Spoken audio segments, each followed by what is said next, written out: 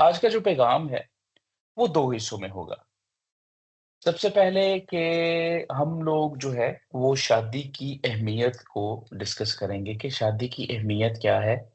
खुदावंद के नज़दीक जो है शादी का मुकाम क्या है? दूसरा जो हम डिस्कस करेंगे पॉइंट वो है कि क्या गैर मसीही से शादी का कोई भी नुकसान है, अगर हम करते हैं तो? तो सबसे पहले हम लोग करेंगे शादी की अहमियत पे डिस्कस। जैसे कि हमने अपने मरकज़ी हवाले में पढ़ा, ये तो अब मेरी हड्डियों में से हड्डी और मेरे गोश्त में से गोश्त है, इसलिए नारी कहलाएगी। और फिर आखिर में लिखा है कि और अपनी बीवी से मिला रहेगा और वो एक तन होंगे, मतलब कि वो एक-दूसरे से जुदा नहीं है। एक तन का मतलब अगर एक को दर्द है, तो दूसरे को दर्द है। अगर एक को कोई परेशानी है, तो दूसरे को परेशानी है। अगर एक खुश है, तो दूसरा खुश है।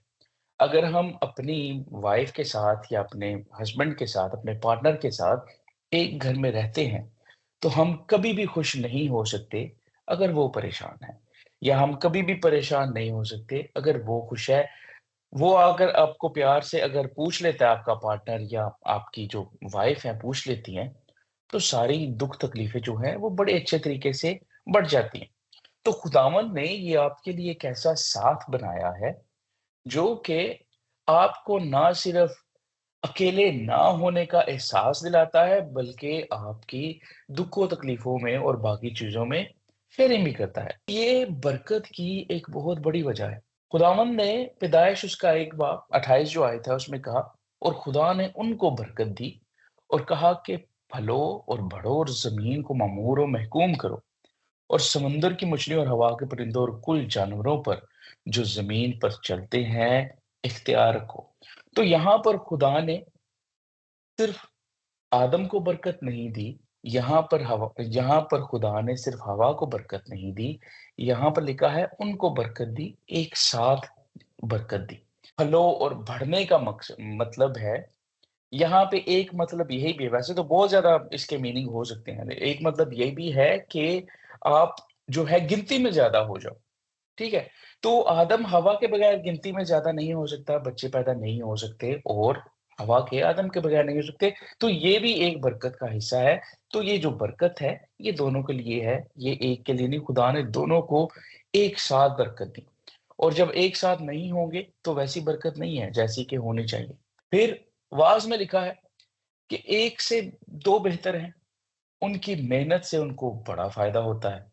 क्योंकि अगर वो गिरेंगे, तो एक अपने साथी को उठा लेगा, लेकिन उस पर अफ़सोस जो अकेला है, जब वो गिरता है, क्योंकि कोई दूसरा नहीं जो उसे उठा खड़ा करे। अच्छा, अभी घर जाके ये नहीं कहना कि मेरा ब्याह कराओ, ठीक है? क्योंकि मेरे उठाने वाला कोई नहीं है, तो टाइम पे ही होगा सारा कुछ, लेकिन ये सिर्फ़ और सिर्फ़ बरक़ात मैं आपसे डिस्कस कर रहा हूँ। घर जाके ये नहीं कहना कि हैदर भाई ने जनाब कहा है कि शादी की बड़ी बरकतें हैं, तो शादी करवाओ, जल्दी-जल्दी हमने बरकत दे दी है। कुँवारे होने की भी एक अलग से बरकतें हैं, ठीक है?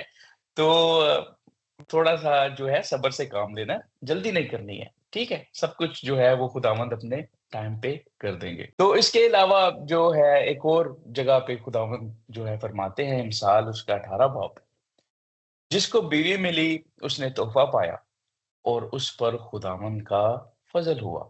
ये सेम बीवियों के लिए भी है कि हस्बैंड भी जिसको मिलता है वो जो है वो प्रोटेक्टर है उसका, सिक्योरिटी है, कह लें कि एक किस्म से उसका साथ है। तो जहाँ पर तोहफ़े की बात हुई है, तो तोहफ़ा उसको मिलता है जो कि तोहफ़े के काबिल होता है, और जो जिसके काबिल होता है, खुदावंद की ज़ात उसको वैसा तोहफ़ा देना बखूबी जानती है, ठीक है? तो अगर आप चाहते हैं, ख़ास तौर पर मैं लड़कों से यहाँ पर बात करूँगा, कि अगर आप चाहते हैं कि अगर आपको बीवी एक एक अच्छी बीवी एक अच्छे तोहफ़े की सूरत में मिले, तो आपको भी टॉप नॉच होना पड़ेगा।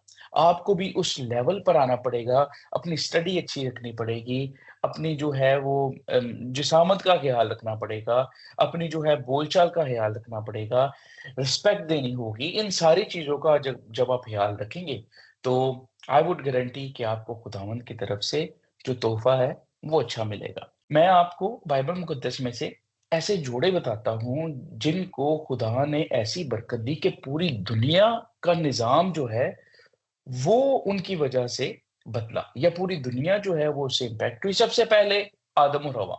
हमारी शुरुआत ही यहाँ से हुई थी, तो मुझे इनकी इम्पोर्टेंस की बताने की मतलब आई थिंक ज़रूरत नहीं है। अगर एक भी इनमें से ना होता तो पूरी की पूरी इंसानियत जो है वो ना होती।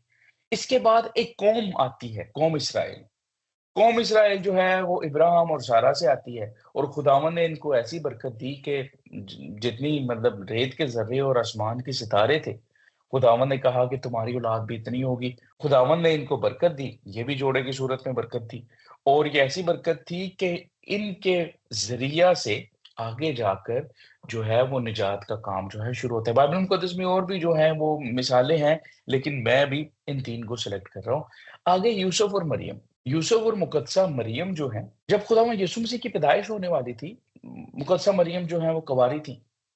और फ़र्ज़ करें कि अगर एक कुँवारी अभी हमारे मुआशरे में हामिला होती है, तो उस पर कौन-कौन सी तोहमतें लग सकती हैं? आई वुड से कि उसका कोई यकीन नहीं करेगा। तो ये आसान नहीं था इस बात का यकीन करना कि वो कुँवारी है और वो हामिला है। बहुत मुश्किल बात थी। जो फरिश्ते हैं वो यूसुफ पर ज़ाहिर हुए, वो मुकद्दसा मरियम पर ज़ाहिर हुए, वो सब पर ज़ाहिर नहीं हुए थे। तो इन हालात में अगर यूसुफ जो है छोड़ देते, तो मुकद्दसा मरियम के लिए ये जर्नी जो थी वो काफ़ी कठिन हो जानी थी, काफ़ी मुश्किल हो जानी थी। तो खुदावंद का प्लान जो है वो कामयाब होने के लिए जो है यूसुफ की भी हमें उतनी ही ज़रूरत थी जितनी कि मरियम की। अगर आपको इस बात का जो है वो शादी की अहमियत का पता चल गया, शादी मतलब जो है वो हमारी बरक़ात का बाइस होती है, इस बात का पता चल गया। तो आगे हम जो है अपने मेन टॉपिक पे आते हैं, क्या गैर मसीही से शादी का नुकसान है? पहले नंबर पे जब शादी करते हैं, तो क्या सिर्फ़ लड़के और लड़की की शादी होती है? हमारे माशरे में कहा जाता है कि 2 ख़ानदान जो हैं वो आपस में मिलते हैं। सबसे पहली बात तो ये, जब 2 ख़ानदान आपस में मिलते हैं, तो ज़ाहिर है मेल-मिलाप होता है, लेना-देना होता है, गिफ्ट्स वग़ैरह दिए जाते हैं या और भी काफ़ी चीज़ें, लिबास-मात हुए जाते हैं। फिर जब लड़का और लड़की मिलते हैं, तो उनकी अंडरस्टैंडिंग बाद में शुरू होती है, पहले ख़ानदानों की होती है। तो ऑफ़ कोर्स जब हम किसी गैर मसीही से शादी की बात करें, तो इसका मतलब कि हम लोग ख़ानदानों को बिल्कुल ही पीछे करके खुद आगे आ रहे हैं। इसका मतलब कि हम अकेले हैं, ठीक है? हम इसी चीज़ को आगे लेकर चलेंगे और अपनी मरकज़ी आयत को देखेंगे। यहाँ पर ज़िक्र हुआ है, बेईमानों के साथ नाहमवार जुए में ना जुटो। अभी नाहमवार जुए का मतलब क्या है? जुआ बोलते हैं कि हल जो चलाते हैं ना, मैंने आपके साथ ये आपके सामने एक तस्वीर है, मैंने शायद नौजवान हैं, तो आपको जुए का ना पता हो। पहले पुराने ज़माने में ऐसे हल चलते थे, ठीक है? बैल लेके या फिर अक्सर ऐसा होता है कि जो पीछे आपको ये जगह नज़र आ रही है, जो कि ज़मीन के अंदर है, यहाँ पे एक अक्सर बंदा भी खड़ा होता है, ठीक है? तो ऐसे हल चलाया जाता है, बैल चलते हैं, तो उम, फिर जो है वो ज़मीन जो है वो जोती जाती है। तो खुदावंद ने यहाँ पर क्या कहा है कि नाहमवार जुए में ना जुटो। नाहमवार के फ़र्ज़ करें कि नाहमवार ये है कि उसका बैलेंस ही नहीं है।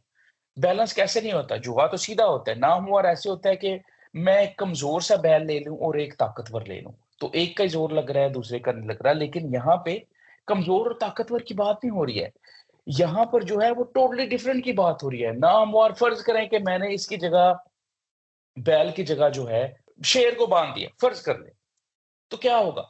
शेर बैल को खा जाएगा। तो नाहमवार जुआ हो रहे हैं, जो हल आप चलाना चाहते हैं, वो चल ही नहीं रहा। या फ़र्ज़ करें मैंने बंदर को बाँध दिया है, एक बैल है, दूसरा बंदर है। बंदर बैल को छेड़ेगा, बंदर जो है हल को छेड़ेगा, बैल के ऊपर बैठ जाएगा, ठीक है? बंदर के अपने काम होंगे, वो तो हल जोतने की तरफ ध्यान ही नहीं देगा। खुदावंद का मकसद यहाँ पर नाहमवार जुए की मिसाल देना ये है कि अगर आप ज़िंदगी में एक काम कर रहे हो, तो आपको जीवन साथी भी वैसा चाहिए जो आपके साथ चल सकता है, ना कि आपकी सिर्फ़ पर्सनल ज़िंदगी के साथ, बल्कि आपकी फ़ैमिली के साथ, आपके चर्च के साथ, आपकी सारी बातों में आपका साथ दे सकता है या आप उसकी सारी बातों में आपका साथ दे सकते हो। देखें, प्रॉब्लम्स आती हैं ज़िंदगी में, मैं ये नहीं कह रहा कि बाकी प्रॉब्लम्स नहीं आती, लेकिन अगर मैं गैर मसीही से शादी करता हूँ, तो ये प्रॉब्लम कुछ ज़्यादा ही हो जाती है क्योंकि हमारी जो बेस है, वो ही अलग है। हमारा जो हमारा जो मकसद है वो ही अलग है। वो तो ऐसा है कि बैल का एक तरफ मुँह कर दो, दूसरे का दूसरी तरफ मुँह कर दो। एक एक तरफ जा रहा है, दूसरा दूसरी तरफ, दोवें खिंची जा रहे ने ते किसी को काम नहीं हो रहा। ठीक है, ऐसा है। तो वो ज आपका जो हल है वो नाहमवार है। खुदावंद इसी आयत को आगे जो है वो डिफरेंट एग्ज़ाम्पल देके हमारे साथ पेश करते हैं कि जैसा कि मैंने आपसे पहले कहा कि ये डिफरेंट बैल की बात नहीं हो रही है, टोटली एक डिफरेंट जानवर की ही बात हो रही है, जोए में जोतने की। ठीक है? जैसे कि रास्तबाज़ी और बेदीनी। रास्तबाज़ी एक टोटली डिफरेंट चीज़ है, बेदीनी एक टोटली डिफरेंट चीज़ है, रोशनी एक डिफरेंट चीज़ है, तारीकी एक डिफरेंट चीज़ है। मसीह और बलियाल, बलियाल शैतान का एक दूसरा नाम है, ठीक है? ये कोई पर्सन का नाम नहीं है, शैतान का दूसरा नाम है ये। तो मसीह और बलियाल जो है दोनों अलग-अलग हैं। एक जो है वो एक जो है वो खुदा है, दूसरा जो ऑफ़ कोर्स है शैतान है। ईमानदार और बेईमान दोनों अलग-अलग चीज़ें हैं और खुदा के मक़दस मक़दस का मतलब होता है टेम्पल, घर, चर्च। हम खुदा के चर्च हैं। मैं खुदा का चर्च हूँ, आप खुदा का चर्च है। मैं और आप टोटली डिफरेंट हैं उनसे जो कि बुत हैं। बुत ना तो सुनते हैं, बुत ना तो देखते हैं।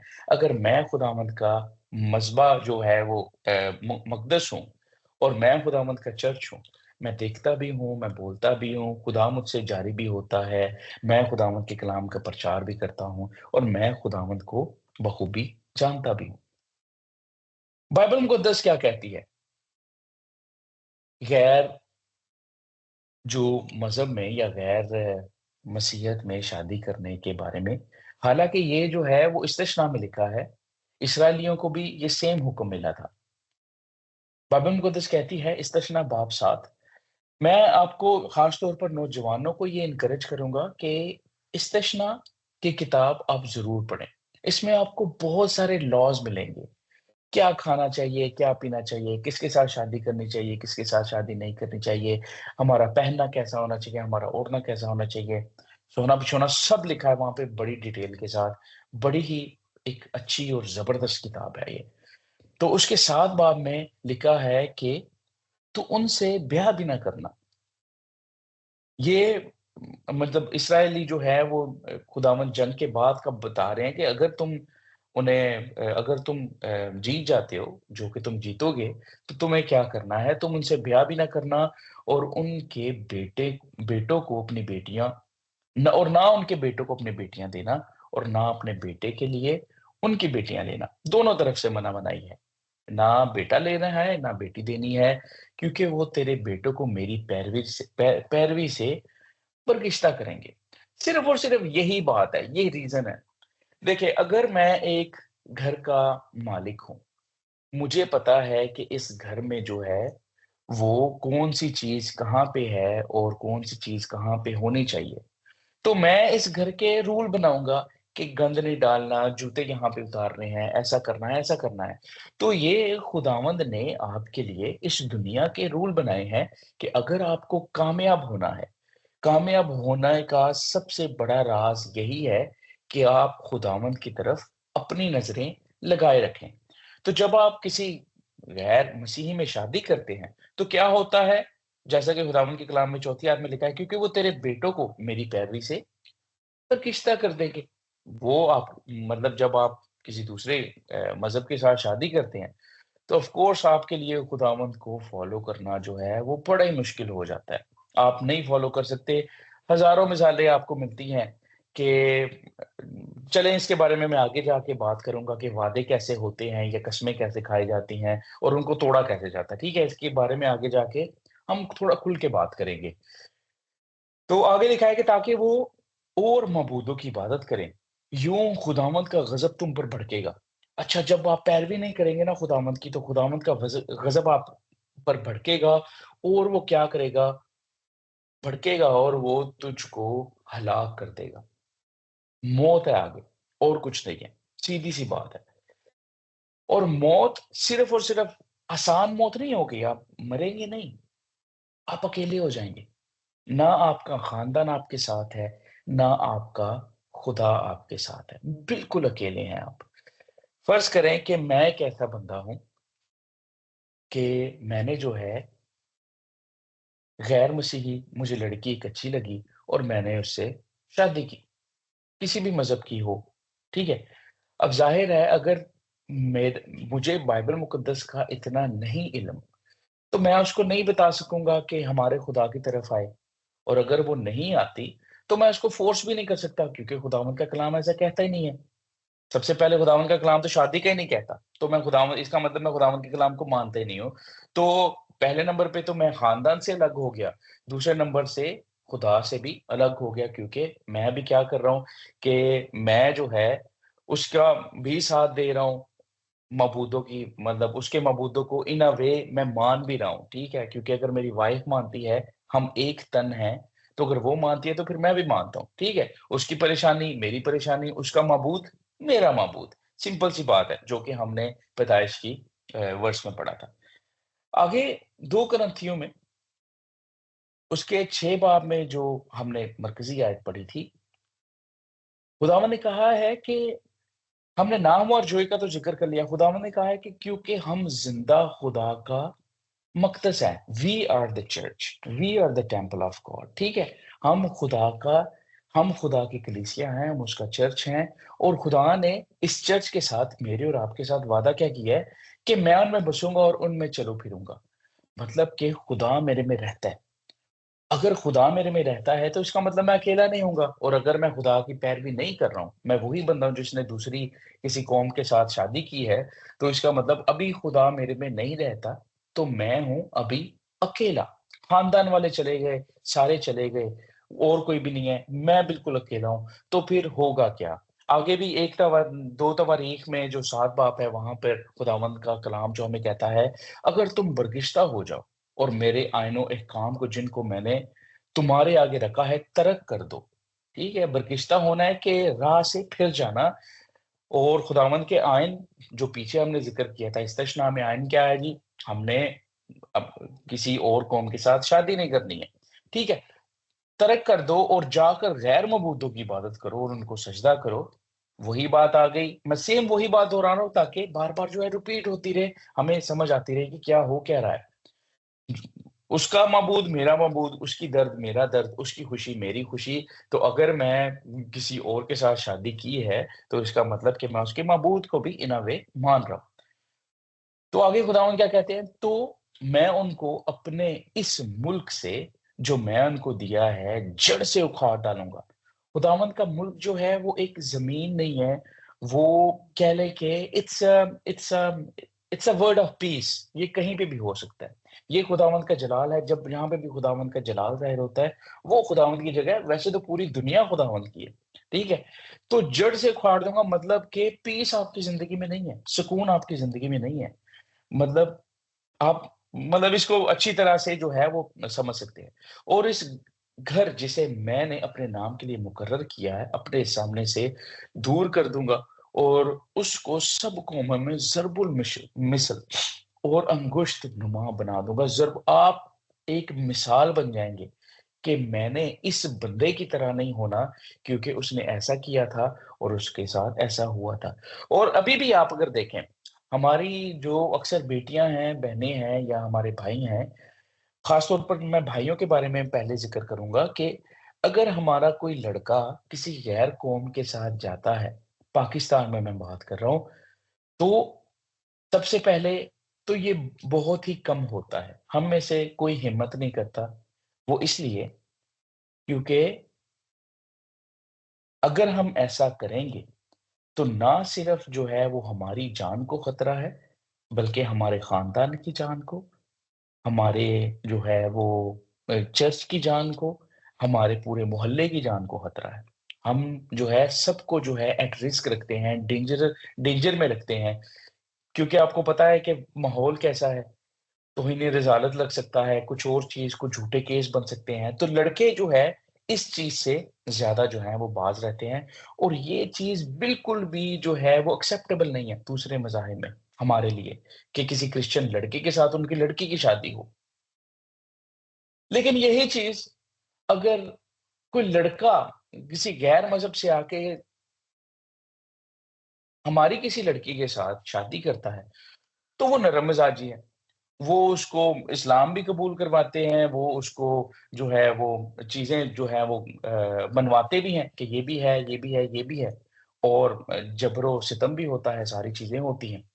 तो मैं इन चीज़ों को आपके साथ इसलिए बता रहा हूँ कि ये रियलिटी है। मतलब इसमें कोई झूठ नहीं है, न्यूज़ भरी पड़ी है। मैं सिर्फ़ अकेला नहीं हूँ जो इसके बारे में बात कर रहा हूँ, सारे इसके बारे में बात करते हैं। तो एक बात जब यहाँ पर खुदावंद ने जड़ से आपको उखाड़ने की बात की है या फिर आपने खुदावंद ने बात की है कि मैं जो है वो तुम्हारे से मुँह मोड़ लूँगा, तो ये खुदावंद खुद आपको बर्बाद नहीं करेंगे। खुदावंद किसी की बर्बादी नहीं चाहते हैं। होता क्या है कि अभी मेरे अंदर अगर खुदावंद बसा हुआ है और मैं खुदावंद के साथ जो है वो गद्दारी करता हूँ और मैं दूसरे मबूद को जाके उसको सजदा करता हूँ और होता क्या है कि खुदावंद मेरे अंदर जो बसे हुए थे वो चले गए, मैं अकेला हो गया। जब मैं अकेला हुआ तो क्या होता है कि शैतान की नज़र मुझ पे पड़ती है कि हुन हाँ जी, बंदा हो गया कल्ला, अब इसको चीरते फाड़ते हैं। पहला पतरस उसका 5 बाब 8 आयत में लिखा है, तुम होशियार और बेदार रहो। तुम्हारा मुखालिफ इब्लीस गरजने वाले शेर बब्बर की तरह ढूँढता फिरता है कि किसको फाड़ खाए। तो शैतान जो है वो इस मोमेंट का वेट करता है कि आप अकेले कब हों। अकेले होने का मकसद ये नहीं है मतलब ये नहीं है कि आपके पास कोई बंदा नहीं है। अकेला होना आपके अंदर खुदा नहीं बसता। तो वो तभी नहीं बसेगा जब आप गैर मौजूदों के पास जाएँगे। तो शैतान की नज़र आप पर पड़ गई और आपको वो शेरे बब्बर की तरह जो है वो भी फाड़ेगा। हम बाद में रियल वर्ल्ड एग्ज़ाम्पल भी देखेंगे कि क्या होता है। सबसे पहले एक सवाल पूछना चाहता हूँ और आपने मेरे साथ-साथ जो है वो कोशिश करनी है कि आप पास्टर साहब को जवाब दें कि क्या जवाब हो सकता है। म्यूट पे है, मुझे आवाज़ नहीं आएगी लेकिन पास्टर साहब हैं। शैतान आपके पास कैसे आता है? जब फ़र्ज़ करें कि आप कलीसिया में ही हैं अभी, ठीक है? आप बड़ा अच्छा चल रहे हैं खुदावंद के साथ। कलाम पढ़ते हैं, गीत गाते हैं, चर्च आते हैं, यूथ कॉन्फ्रेंस का हिस्सा बनते हैं या यूथ ग्रुप का हिस्सा बनते हैं, हिदमत करते हैं, माँ-बाप के साथ भी अच्छे हैं।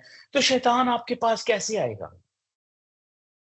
क्या तरीका होगा उसका आपके पास आने का? क्या आपके पास सींग वाला कोई शख्स आएगा जिसके बड़े-बड़े दाँत होंगे? नहीं, ऐसा नहीं होगा। शैतान ऐसे आपके पास आएगा, वो पहले तो आपको देखेगा, आपको एहसास दिलाएगा कि आप बड़े अच्छे लगते हैं उसे। फिर वो आपकी तारीफ़ करना शुरू करेगा। आप तो बड़े अच्छे हैं मेरे जो है मैं चलें एक मिसाल लेता हूँ। जॉन आप तो बड़े जो हैं वो जीनियस हैं। आपकी अक्ल की दाद देती हूँ मैं या देता हूँ मैं, ठीक है? तो शैतान आपकी तारीफ़ करेगा। वो आपको उसको मतलब उसकी स्माइल भी जो है वो प्यारी होगी। आपको उसकी स्माइल भी अच्छी लगती होगी। आपको उसका रंग भी अच्छा लगता होगा। वो फेयर कलर में भी आ सकता है। ठीक है जी? तो वो आपको वक़्त भी देगा। कॉल पे हो जाए, छत पे हो जाए, गली में हो जाए, स्कूल जाते हुए हो जाए, टाँगे के पीछे बैठा हो सकता है शैतान, रिक्शे के पीछे बैठा हो सकता है, मोटरसाइकिल पे आपके पीछे आता हुआ हो सकता है शैतान, ठीक है? ये सारी शैतान की ठीक है टाइम दे रहा है, वो फिर आपका साथ भी देगा। फ़र्ज़ करें कि कोई जो है आप पे मुसीबत है, कोई आपको छोटी-सी मिसाल है पैसे चाहिए, वो आपको वो भी करेगा। आपको बैलेंस चाहिए, आपको बैलेंस भी करवाएगा, ठीक है? मोबाइल का बैलेंस जो होता है, आपको गिफ्ट चाहिए, वो आपको गिफ्ट भी देगा। बड़ा ही खूबसूरत शैतान, चिकनी-चुपड़ी बातें करना है और वो आपसे वादे भी करेगा। वादे क्या होंगे कि हम लोग एक घर में रहेंगे, घर बड़ा खूबसूरत है, हमारे बच्चे होंगे, बच्चे छोटे-छोटे उनका हम लोग ये नाम रखेंगे। इस तरह के वादे आपको वो आपकी जो है बुढ़ापे तक की सारी स्टोरी आपको बताएगा या बताएगी। शैतान लड़की की सूरत में भी आ सकती है। ठीक है? तो मेरे भाई, मेरे बहन, ये वादे जो हैं, सबसे जो मेन बात होगी, वो आपसे पता क्या कहेगा? ख़ास तौर पर मैं अपनी बेटियों के लिए कहना चाहूँगा, वो आपसे कहेगा, "आप तो क्रिश्चियन लगती ही नहीं हैं। आप तो मसीही लगती नहीं हैं।" मसीही तो पहले वो कहेगा नहीं, "आप तो ईसाई लगती नहीं हैं।" ईसाई भी नहीं कहते, ईसाई कहते हैं, ठीक है? और दिल में पता क्या कह रहे होते हैं? "आप तो चूड़े नहीं लगते।" सीधी-सी बात है। आपको भी पता है, मुझे भी पता है। हम क्या कहलाते हैं फिर उन उन वो क्या कहते हैं हमें? "आप तो क्रिश्चियन लगते नहीं हैं।" उनके ज़हन में मसीही जो है, वो है जो कि गटर साफ़ करता है, जो कि नालियाँ साफ़ करता है, जो कि गंद साफ़ करता है। लेकिन मैं कहूँगा कि वो भी बड़ा अच्छा काम कर रहा है क्योंकि वो सफाई कर रहा है। जो कि दूसरी कौमें कहती हैं कि निस्फ़ ईमान है। तो हाफ़ ईमान तो वो सफाई करने वाला ले गया, तो आगे वाले क्या लेके जाएँगे? तो चलें ये बात साइड पे रख के आपको सबसे पहले इस चुंगल में फँसाया जाएगा, मेरे भाई, आपके लिए ये बात है कि आप बड़ी मेहनत करते हैं, आप दूसरों से अलग हैं, आप दूसरों की तरह नहीं हैं, आपकी बातें डिफरेंट हैं, आप तो कपड़े बड़े अच्छे पहनते हैं। ओए होए! ਤੁਹਾਡੀ ਤੇ ड्रेस सेंस ही बड़ी अच्छी है। आपका तो डांस ही बड़ा अच्छा है। सही है, इस तरह की बातें आपको होंगी। ये शैतान है, आपकी तारीफ़ें करेगा, बड़ी चिकनी-चुपड़ी। और मेरी बहनों को वो ये कहेगा कि आप क्रिश्चियन ही लगती हैं, आपका जो है वो बोलने का अंदाज़ बड़ा अच्छा है, आप जब बोलती हैं तो मेरा दिल करता है कि मैं सुनता ही चला जाऊँ। आपको टाइम मिलेगा, बहुत टाइम मिलेगा, लेकिन ये जो है, जैसे शेर हिरनी के लिए घात लगा के बैठता है ना, वो आपके लिए घात लगा के बैठा है। वो छुप-छुप कर आपकी तरफ आगे बढ़ने की कोशिश कर रहा है, ये ऐसे ही है वो शिकार करने के लिए तैयार है। तो जैसे कि झूठा शैतान है, वैसे ही उसके झूठे वादे हैं। जैसे ही आप अपनी फैमिली को, अपने खुदा को उसके लिए छोड़ेंगे, पहले लड़कों की बात करते हैं, आप छोड़ देते हैं, "नस जांदे हो तुसी, ठीक है, चलो जी चलिए, लेट्स फ्ली अवे।" आप उसको लेके भागते हो, पहले नंबर पे तो आपके साँसें उतने होने चाहिए कि आप कहाँ पे जा रहे हैं, किधर जा रहे हैं, उसको कहाँ पे रख रहे हैं। मैं कहता हूँ 6 महीने भी नहीं गुज़रते ते ਤੁਹਾਡੀਆਂ जेबां खाली, खाली हो जाती हैं पॉकेट्स। ठीक है? उसके बाद क्या होता है, सुलह-सफाई और उसके घर वाले आपके घर आते हैं, पुलिस आती है और आपके माँ-बाप को, आपके चचाओं को, आपके सारे बंदों को जो है ख़ानदान को, आपके चर्च को, आपके पास्टर्स को ज़लील करते हैं कि हमारी बेटी कहाँ पे है? हमारी इज़्ज़त कहाँ पे है? ठीक है? और अगर यही बात अगर मैं बेटियों के लिए करूँ, अगर कोई हमारी बेटी भाग जाती है, तो पहले नंबर पे थे असिया माड़े लोग।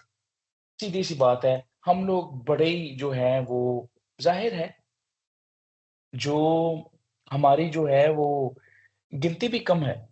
अगर देखा जाए बहुत ही कम है, ठीक है? तादाद में हम लोग इतने ज़्यादा नहीं हैं। तादाद में तो तादाद फिर हम लोग एक झुंड नहीं है। हम लोग मिले हुए नहीं हैं कि हम लोग इस चीज़ को एक साथ टैकल कर सकें। तो ख़ानदान जो है वो रोता रहता है, माएँ रोती रहती हैं, कोई बाप जो है दिल का मरीज़ हो जाता है, ब माँ जो है वो शुगर की मरीज़ हो जाती है, तो इस तरह जो है वो घर में बीमारियाँ आती हैं, सारी चीज़ें आती हैं। और इसके साथ-साथ जब भी वो बाप या माँ चर्च जाता है या वो जो भाई चर्च जाता है, मेरी बहनों एक दफ़ा अपने भाई की तरफ नज़र करके देखना, जब भी कोई आपको इस ऐसी चिकनी-चुपड़ी बातें करे, अपने माँ-बाप की तरफ नज़र करके देखना कि वो आपके ऐसा कदम उठाने के बाद किसको कैसे जवाब देंगे। वो अपने दोस्तों में कैसे जाएँगे, वो चर्च कैसे जाएँगे, वो मोहल्ले में कैसे जाएँगे, वो अपनी जॉब पे कैसे जाएँगे। जिसकी बहन भाग जाती है या जिसका जो है भाई किसी लड़की को निकाल के लेके जाता है, उसके माँ-बाप इज़्ज़त में नहीं जीते, उसकी फैमिली इज़्ज़त में नहीं जीती, बड़ा मुश्किल होता है। वो चिकनी-चुपड़ी बातें करने वाला या करने वाली आपको तबाह और बर्बाद तो करती ही है, वो आपके पूरे खानदान को, वो आपकी पूरी कलीसिया पे भी इफ़ेक्ट करती है। ठीक है जी? आगे बढ़ते हैं, मैं इस पे बड़ी ही बातें हो सकती हैं। मतलब हम लोग जितनी बात करें इस पे कम है। बड़े आपको रियल वर्ल्ड एग्ज़ाम्पल मैं देख सकता हूँ। मतलब कितनी ही लड़कियाँ जो हैं वो घर से निकली हैं। अभी रिसेंटली एक मैं न्यूज़ देख रहा था, वहाँ पे क्या हुआ कि एक लड़की घर से भागी, एक लड़के ने उसे फ्लैट में रखा, तकरीबन 6 महीने भी नहीं हुए थे और वो जो है वो रिपोर्ट कर रही थी और उसके रिपोर्ट में उसने ये बताया रिपोर्टिंग जो है वो न्यूज़ रिपोर्टर को रिपोर्ट दे रही थी। रिपोर्ट में उसने ये बताया कि सबसे पहले तो ये बंदा जो है वो रहता नहीं है मेरे साथ, हम लोग एक अलहदा घर में रहते हैं, हमारा निकाह नहीं हुआ, ठीक है? निकाह नहीं हुआ, किसी भी मज़हब में नहीं, ना क्रिश्चियनिटी में हुआ, ना दूसरे मज़हब में हुआ। तो ये लड़का जो है वो मुझे पूरा दिन घर में बंद रखता है, ताला लगा होता है।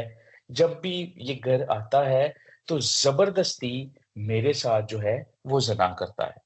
ठीक है, ऐसी जो है मैंने न्यूज़ देखी है, मैं भेज सकता हूँ, पास्टर साहब भेज सकते हैं आगे पास्टर साहब मैं आपको भेज सकता हूँ, आप आगे दिखा सकते हैं ये। फिर क्या हुआ कि ये तो ये चीज़ है, फिर खाने-पीने के भी लाले जो हैं वो हैं, उनको खाना-पीना सही से नहीं मिल रहा या वो उसको खाने के लिए अच्छा प्रोवाइड नहीं कर रहा। फिर उसके बाद जो है फैमिली के साथ कॉन्टैक्ट बिल्कुल नहीं करने दे रहा। अभी फैमिली के साथ मैं पूछूँ कि कॉन्टैक्ट क्यों करना है? छोड़ के तो आ गए हैं आप, तो फैमिली के साथ कॉन्टैक्ट करना बनता ही नहीं है लेकिन फिर भी चलें। वही बात है ਅਸੀਂ लोग माड़े लोग हाँ, ਅਸੀਂ फिर भी कहने हैं, "आजा मेरी धी, आजा मेरा पुत्र, घर आजा।" ठीक है? तो फिर उसके बाद क्या होता है कि उनको मालिक मकान ने भी जो है वो 2 घरों से निकाला है, 2 मालिक मकानों ने क्योंकि उनकी शादी नहीं हुई। तो इस तरह ऑफ़ कोर्स हम जब एक सोसाइटी में रहते हैं, हम अपनी सोसाइटी में रह रहे हैं, तो ऐसा नहीं होता कि कँवारे लड़कियाँ, लड़के एक घर में रहें, तो उन्हें ये भी प्रॉब्लम है। तो उसको मारता है, उस पर ज़ुल्म करता है। तो ये एक बड़ी ही बहुत बड़ी कीमत है ये, बहुत ही बड़ी कीमत है। तो मैं सिर्फ़ और सिर्फ़ आपसे मेरे भाई, मेरे बहन यही कहना चाहूँगा, मैं नहीं आपको रोकता, मैं आपको रोक भी नहीं सकता, कोई भी नहीं आपको रोक सकता। जब आपने करना है तो आपने करना ही करना है। लेकिन एक दफ़ा जो है वो इस कॉन्सिक्वेंस को देख लेना कि जो बाद में होते हैं। मैंने बड़ी ही मुश्किल से मैं आज तक मैंने कोई नहीं देखा, कोई ऐसा जोड़ा कि जो कि भागा हो जिसका अलग-अलग मज़हब हो, ठीक है? वो अपने मज़हब पे है, मैं अपने मज़हब पे हूँ और दोनों खुश रह रहे हो। मैंने कहीं नहीं देखा। एक मैंने देखा था तकरीबन वो रहे थे, कह लें कि आई थिंक 12-14 साल जो है वो साथ रहे थे, लेकिन वो यहाँ पे नहीं थे, वो इंग्लैंड में थे। तो औरत जो है वो नमाज़ पढ़ती थी और जो लड़का था वो मतलब चर्च जाता था। लेकिन एट द एंड उनकी भी तलाक हुई, क्यों? बच्चों की वजह से। बच्चे कन्फ्यूज़ हो जाएँगे अगर ऐसा होगा तो। क्या करेंगे आप बच्चों के साथ? कौन-सी तालीम देंगे? फिर तो घर में हर वक़्त जो है वो जंग का माहौल होगा, हर वक़्त डिबेट का माहौल होगा, भई कौन सच्चा है, कौन नहीं सच्चा। तो वो जो है बच्चे जब थोड़े से बड़े हुए, उन्हें पता चला कि ये प्रॉब्लम क्या है, तो वो दोनों जो है वो अलग हो गए। तो अभी भी ऑफ़ कोर्स अलग ही हैं। तो मैं सिर्फ़ और सिर्फ़ यही कहना चाहूँगा, आपकी मर्ज़ी है कि अगर आप ये कदम उठाना चाहते हैं या चाहती हैं, लेकिन जब भी आप एक कदम उठाएँ, तो पीछे मुड़ के एक दफ़ा देखना कि आपके साथ कौन है? आपके साथ कोई भी नहीं। वो जो सहेली आपको बोल रही होएगी ना, कि मैं सँभाल लूँगी या मैं सपोर्ट करूँगी या मैं पैसे दे दूँगी, बाद में वो सहेली, वो दोस्त भी आपके साथ नहीं रहेगा। लड़का तो रहेगा ही नहीं, क्योंकि लड़के को तो जान की फ़िक्र है। लड़के तो मतलब लड़कों को तो वो मार ही देते हैं ना। लड़कों की तो आप बात ही छोड़ दें। मैं लड़कियों के लिए जो भी सहेली या जो भी दोस्त जो आपके साथ होगा, वो कभी भी आपका पूरी ज़िंदगी जो है साथ नहीं देगा। मैं सिर्फ़ और सिर्फ़ आखिर में यही कहूँगा कि जब भी शैतान खूबसूरत बन के आपके साथ आपके पास आए और आपको ये दावत दे कि आ जाओ मेरे साथ, आओ हम जो है वो दूसरे माबूद की इबादत करते हैं। ठीक है, कहेगा वो यही आपको कि आप अपना काम करना, मैं अपना नहीं। जब आप उसके साथ हो, तो आप दूसरे माबूद की इबादत ही कर रहे हो। तो आपने उसको वही जवाब देना है जो यशवा ने दिया था कि अब रही मेरे और मेरे घराने की बात, तो हम तो खुदावंद की परस्तिश करेंगे। मैं गारंटी लेता हूँ, मैं ये बात यकीन से कहता हूँ कि अगर आप एक दफ़ा उसको ये बोल देंगे ना, तो शायद ये खुदावंद की तरफ से आपके लिए आज़माइश का वक़्त हो। तो जब आप इस आज़माइश को पार करेंगे, तो आपके लिए एक बड़ा-सा प्यारा दूल्हा, एक बड़ी-सी प्यारी दुल्हन जो कि खुदा को मानती भी है, जो कि एक खुदा की आप दोनों प्रस्तिश भी कर सकते हैं, उसको साथ चलती भी है। खुदावंद आपको वो देगा जो आपके लिए ना सिर्फ़ एक दूल्हा या दुल्हन होगी बल्कि आपके लिए तोहफ़ा होगी। तोहफ़ा हो जो है जो ऐसे नहीं दिया जाता। तोहफ़ा देने से पहले तोहफ़ा देने वाला उसको बनाता है, उसको ढूँढता है, पहले तो ढूँढता है, फिर उसको पैक करता है, फिर उसको खूबसूरती से तैयार करता है, फिर आपको देता है। तो वो जो बात होगी वो आपके लिए खूबसूरत होगी। तो मेरे भाई, मेरे बहन, जब भी ये कदम आप उठाएँ, एक दफ़ा पीछे मुड़ के देखना कि आपके साथ कोई है या नहीं। मैं गारंटी से कहता हूँ आपके साथ कोई भी नहीं होगा। ना खुदा होगा, ना कोई शख्स होगा, ना वो सहेली और या वा कोई दोस्त होगा जो कि आपकी मदद करने का दावा करता है। खुदावंद आपके साथ हो, खुदावंद आपको बरकत दे।